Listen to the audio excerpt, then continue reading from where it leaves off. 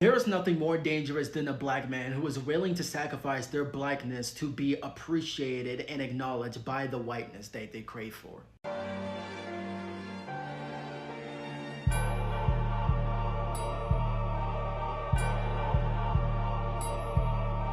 It's curious to me how some black people will go out of their way to eliminate their blackness just to be acknowledged by the perpetrator that they should not be fighting for their approval of. Understandably, if you are a black person who was raised, grow up, or even move into a predominantly white area, you probably had to learn code switching. You have to change the bass and the volume of your voice. You have to change the way you act, behave, and talk just so you can stay alive and just so you won't be labeled as a threat.